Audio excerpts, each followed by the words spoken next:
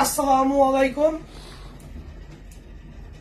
1971 সালে আমাদের এই বাঙালি সমস্ত জাতি মিলে আমরা যে আপ্রাণ লড়াই করেছি, তার বিনিময়ে আমরা এখন বাংলাদেশকে অর্জন করেছি।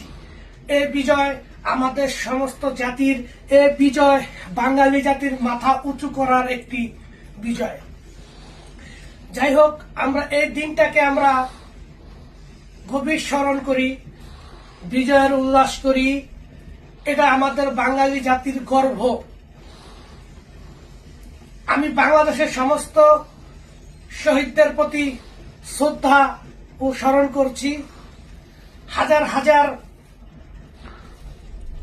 নারী এই যুদ্ধে তাদের জীবন দিয়েছেন, অনেক কষ্ট ত্যাগ করেছেন। সেই সমস্ত নারীদের প্রতিও আমার শ্রদ্ধা ও সম্মান জানাচ্ছি। আমি বাঙালি জাতিকে বলছি, 1971 সালের বিরুদ্ধে যারা, তাদের বিরোধিতা করেন, আর যারা বাঙালি জাতির পক্ষে, তাদের পক্ষে থাকেন। কোন রাজনৈতিক নয়, সমস্ত জাতিকে নিয়ে থাকুন।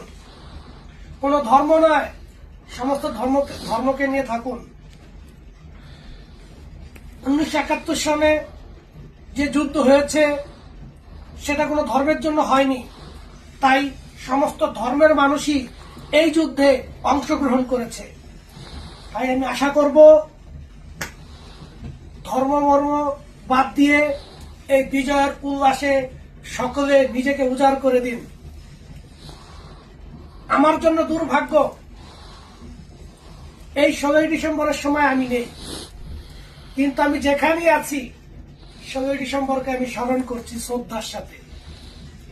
বাঙালি জাতি, আপনাদেরই জয় হোক, এটাই আমি কাম্য করি।